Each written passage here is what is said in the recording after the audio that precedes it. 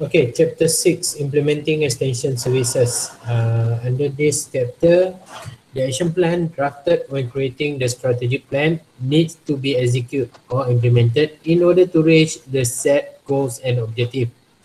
The earlier chapter, chapter 5, discussed what is an action plan, and this chapter looked at how to implement the action plan. The execution of the plan will determine whether the project would turn out to be a success or failure, partially or totally. Okay, so dah tengok slide before this dalam kita punya video yang saya send tu. So dalam slide tu, dalam chapter yang saya bagi tu, kita dah tengok about apa chapter 4 dan chapter 5. So ini adalah sambungan kepada untuk action plan lah. Okay, planning extension service, we have developed action plan. The action plan comprise of activity to break down the strategic plan into a more individual tactical plan so that it will be easier to monitor and to execute the work. The action plan should coincide with the overall organizational mission and objective. For example action plan, kita ada bentuk table, kita letak example action plan, name or specific extension service or activity, what to be achieved and why, the process needed to achieve and the objective and how to execute it, who is going to accomplish the objective, the executor and also the supervisor, the specific time frame to accomplish the objective. Okay, we have here the example book for reading, book reading for adult with reading disability. Objective is to provide leisure and entertainment reading for illiterate adults in rural area. Okay, so illiterate adalah salah satu problem yang kita hadapi dekat rural area, yang mana kita perlu membantu dia untuk membaca, belajar membaca. Strategy, personal reading of selected storybooks with illustration to small groups in identified rural area. And then we have responsibility, we have book selection by librarian, kita ada pemilihan buku, book reading by assistant librarian or trained volunteer. Timeline, continuous service by public library once a week in each location.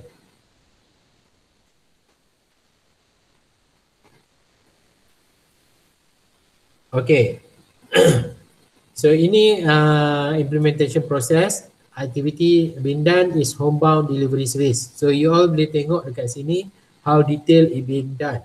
So kita letak task, apa yang kita perlu buat, contact personal potential user. Ini and then continue with the task. Siapa punya responsibility. Dan kalau kata kita buat program, sebenarnya bila kita buat proposal, sepatutnya kita ada schedule ni ataupun kita ada table ni. Contoh kita buat aktiviti membaca, kita ataupun aktiviti extension service dekat kampung asli contoh. So identify homebound individual and group, siapa punya contact apa proses dia apa dia, dan siapa punya responsibility, dan outcome kita kena tulis juga apa hasilan yang kita dapat. Contoh kita contact kampung asli, yang pertama tak dapat, yang kedua tak dapat. Sini kita dah letak dah, kita nak ada 3 target community, kita nak buat 1 tapi 3 target kita. Responsibility, katalah marketing officer.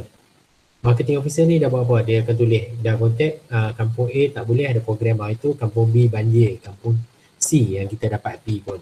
Maksudnya kena ada nyatakan. Selalunya bila kita buat proposal, kelemahan utama proposal kita tak nyatakan tugas-tugas masing-masing. AJK tugas-tugas khas, apa tugas dia? AJK multimedia, apa tugas dia? Siapa dia dan apa tugas dia? Okay. So AJK makan, apa yang dimaksudkan dengan AJK makan? Apa tugas dia sepatutnya? Siapa yang dipertanggungjawabkan? Apa yang dia dah buat? Itu yang kena ada. Kalau proposal lepas ni kalau kita buat, be detail apa yang kita kena buat. Okay, and then kita ada flowchart.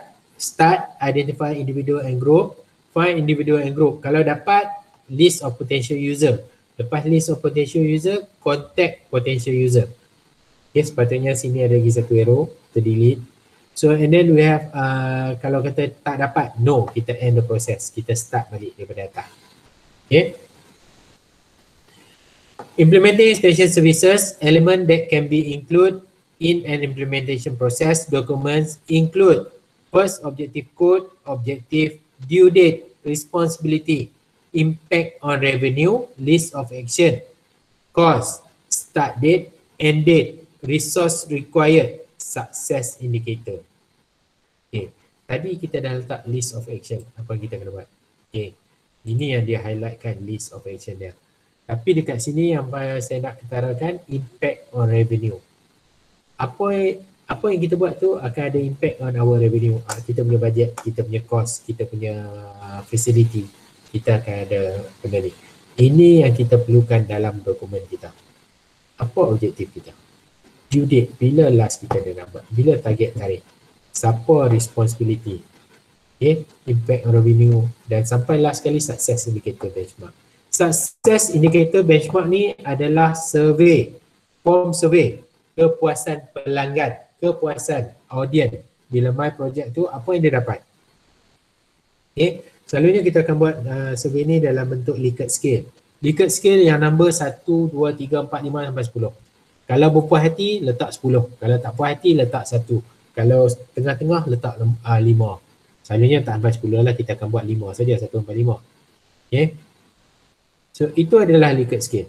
Kenapa kita buat success indicator? Supaya kita dapat pandangan, feedback daripada orang yang datang kita punya program, orang yang bagi kita punya program, instead of kita shock sendiri. Okay. Macam kami mengajar ni, andai katalah ada di kalangan yang hampa ni yang tak berpuas hati dengan saya, boleh komplain dekat SUFO. Letak aja hampa berpuas hati ataupun tak. So dalam SUFO tu hampa sendiri pun tahu setiap SEM hampa buat ada soalan-soalan tertentu dan jawab sejujur yang boleh. Itu sahaja. Dan honestly, kami tak tahu siapa yang menjawab soalan tu. Okay, another factor to consider in extension service implementation, we have internal factor and external factor. Okay, so kita ada internal, external. Kita tengok dulu. Internal factor, kita ada proper implementation plan, action plan is in place. Approval from top management. Kita dah buat proposal, kita hantar dekat HA ataupun HCP. Approval from top management. Dan lepas dapat approval tu, baru kita dapat approval, budget approval. Bila dah dapat budget approval, baru kita boleh buat manpower preparation. And then equipment and supply. Kita buat booking tempahan kalau kata kita guna peralatan lah. Tempah transportation. And then kita kena buat publicity. Untuk hebahkan kepada orang ramai tentang program ataupun aktiviti yang kita buat. And then kita ada external factor, approval from authoritative body, approval from property owner or land owner, intended user. Okay, ini maksudnya kalau kata saya nak buat dekat Aman Jaya macam baru-baru ni, kalau kata tahun lepas Izul MPP tahun lepas lagi kan, masa kita kena lockdown, sebelum lockdown tu saya ada buat karnival pendidikan ataupun kita panggil selangkah ke UiTM dekat Aman Jaya Mall.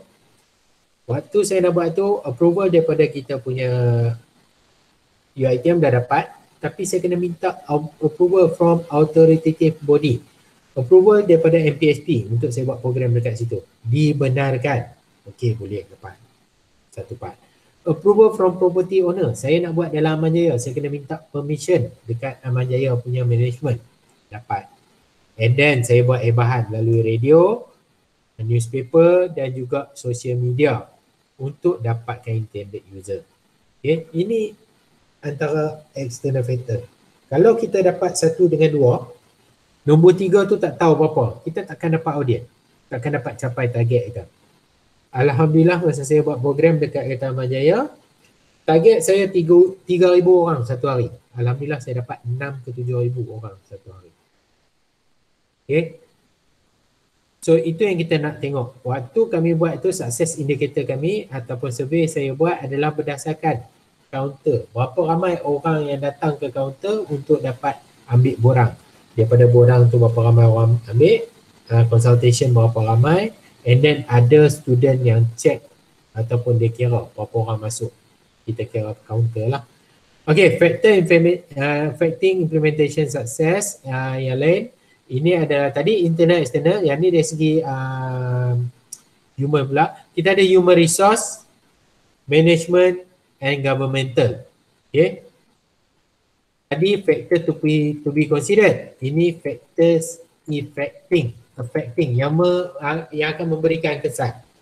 Okay, kita ada human resource, clarity, commitment, enabling, synergy, accountability. Clarity, kejelasan arahan yang diberikan, kejelasan tentang tugas ataupun aktiviti yang nak dijalankan. Commitment, orang tu dia ada komitmen ke tak? Dia commit to do the work or not? Enabling, maksudnya kat sini enabling, maksudnya kalau saya bagi tugas tu dekat CA, selain pada komitmen, dia mampu tak nak buat. Synergy, kita bertenaga ataupun kita ada usaha, effort macam kita nak buat kerja tu. Kalau saya bagi dia untuk buat multimedia, dia kena usaha untuk jadi multimedia yang terbaik. Itu synergy dan dia bergerak seiring dengan orang lain. Accountability, boleh diharap. Okay, and then in term of management, problem kalau kata affecting adalah no benchmarking established to measure success. Kita tak letak satu benchmarking. Contoh kita nak buat program tu 2 bulan lagi. Kita tak tanya progress. Okey, aku dah cakap kena buat 2 bulan, 2 bulan lagi kita jumpa terus buat program. Kita tak tanya proposal dah lulus ke tak. Kita tak buat meeting pula untuk seterusnya untuk tahu proposal dah lulus ke tak, bajet dah lulus ke tak. Kita tak ada pemunian daripada program. Okay, and then we have poor job delegation. Orang yang boleh buat multimedia, orang yang boleh buat MC kita tak bagi, tapi kita bagi pada orang baru. So orang tu pula kita tak train. So this is poor job delegation. Control, kita kena ada control. Kalau tak ada control, masa program terjadi, memang akan jadi disaster. Cost, kalau budget kita tak dapat seperti yang kita minta, we need to think back about the activity. Kalau contoh kita buat majlis berbuka puasa. Untuk 300 orang, kita bajet satu kepala kita bajet satu kepala RM5. Patutnya RM1,500. Kita dapat RM500 sahaja. Apa kita boleh buat? So we need to think of action. Apa contingency plan kita dengan kita dapat RM500 instead of RM1,500. Pengurangan 2/3 daripada jumlah yang kita minta. Indecision, keputusan yang tak sekata. A kata lain, B kata lain, C kata lain. Authority, siapa yang ada kuasa untuk bagi arahan. Ini selalu jadi masalah. Bila problem yang paling ketara, ketua projek tak menjalankan amanah atau tugas yang diberikan dan dia lepas tanggungjawab dan dia sendiri tak boleh kontrol anak buah dia. And then we have governmental, political instability, economic instability and cultural lah. Okay, political instability kalau zaman sekarang ni tak ada masalah lah. Kalau sebelum ni kita tahu, kalau kata dulu Kedah jatuh bawah pembangkang, bawah PAH. Kedah, Kelantan, Terengganu, ada satu negeri saya tak ingat. Waktu tu UiTM Shah Alam tak benarkan kita buat aktiviti dengan kerajaan negeri. So every aktiviti kita kena hold. Keluar je tak boleh. Economic instability. Yang tu yang keadaan sekarang. Kita ada masalah kewangan. Baru-baru ni dilaporkan UiTM telah dikurangkan bajet sebanyak 4 juta. Kat kampus UiTM Kedah saja 4 juta. Tu belum kira kampus lain. So pasal itu bila kita nak buat program sekarang, kita ada kekangan bajet. Kalau dulu kita minta 2,000, 3,000 kita dapat. Kalau sekarang you all minta 2,000, 3,000, belum tentu dapat 200, 300 sekalipun. Bergantung pada keperluan program. Okay, planning special event. Kita ada reminder kat sini. Special event always target a special purpose. Special event always target a special audience. Special event is always a one-time event. Okay. Apa dia pula ni? Okay. Contoh special event kita nak buat hari bertemu pelanggan. Bila hari bertemu pelanggan kita nak buat, kita target kita adalah audience. Itu adalah audience ataupun patron kita ke library itu. Itu adalah kita punya special audience. Kita tak nak buat lagi. Itu ada special. Dan special event is always one time. Kalau kita kata dalam kehidupan kita pula, kalau saya compare, Saya kata kahwin lah, itu adalah special event. Special purpose, special audience. Okay, one time. Lain lah kalau orang tu kahwin 4. Kalau nak kata birthday, yang tu saya tak kata special event dah. Dia akan jadi recurrent. Dia akan jadi setiap tahun kita sambut benda sama. Cuma orang kata akan jadi setahun lebih tua lah. Nak kata special audience, tahun depan kita tahu dah tarikh tu orang tu juga dia punya birthday. Special audience kan? Bentar ada gangguan di sini.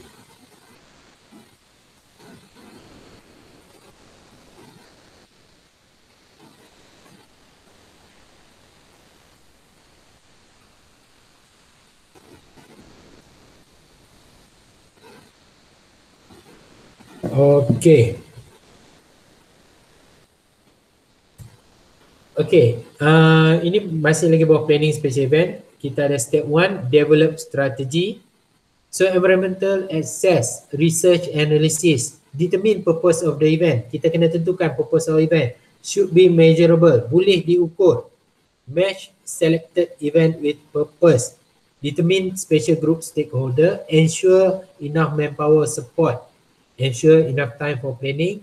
Find a way to evaluate success of the event.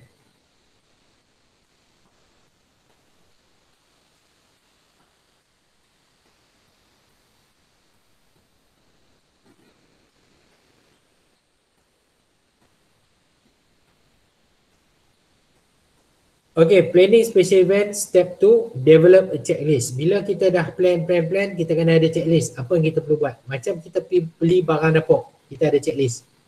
So, bawang beli, bawang putih dah beli, apa semua ni dah beli. Kita kena ada checklist. Okay, kadang-kadang kita tak perasan everything ni. A timeline would be helpful. Example, Gantt chart. Yes, Gantt chart memang useful. Kalau kita nak buat apa, kena ada timeline. So kalau benda tu dalam masa sebulan lagi, 4 minggu tu kita kena ada proses dah. Kita kena ada progress. Minggu pertama meeting, develop apa yang nak kena buat. Selepas proposal siap so kita nak tengok perjalanan program, tempahan tempat, apa semua tu kita kena tengok. Create budget, step 3. Should be specific the usage or purpose. Include pre-event expenses such as printing, postage, permit and others, such as speaker, food, supplies, security, transport and lodging. Include also revenue opportunities, if any. Look for sponsor or partners. Kita cari sponsor ataupun partners. Ini untuk cover dari segi budget. Consideration to win-win situation with sponsor. Normally business or corporation. Consider also compatibility issue. Okay, kalau kata kita buat event library, takkan kita nak cari orang company frozen food. Apa dia dapat dengan library. Kalau kita buat event library, takkan kita nak pergi cari company yang buat butik pengantin. Tak ada kena-mengena. Okay. Logistik, space, adequate utility transport, furniture and fitting, public sector, event schedule, any related payment, transportation. Ini semua bawah logistik. Okay, sorry untuk typo tu. Bukan logistik, logistik.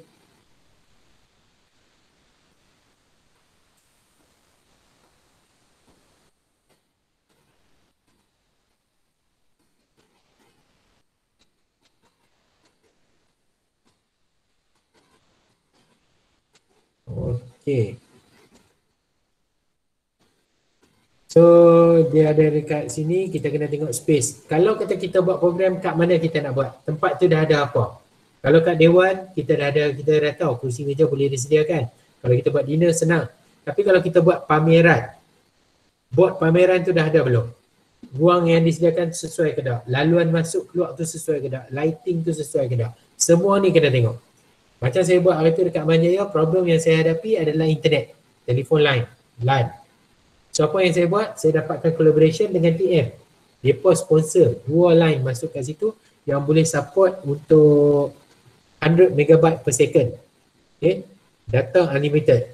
Okay, bolehlah bagi saya. Tapi backup kat situ saya cari juga Celcom. Dia provide 2 modem yang boleh support 300 user at the same time dengan 60 megabyte per second without any quota.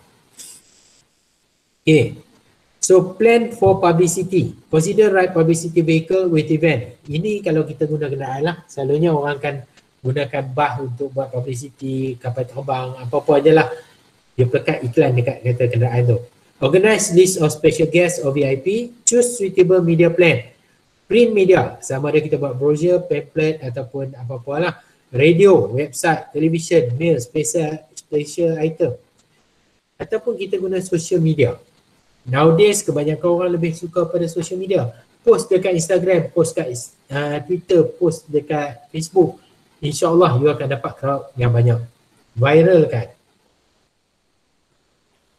Step 7, kita ada evaluate the event. Evaluate the strategies, checklist, budget, sponsor, logistic and effectiveness.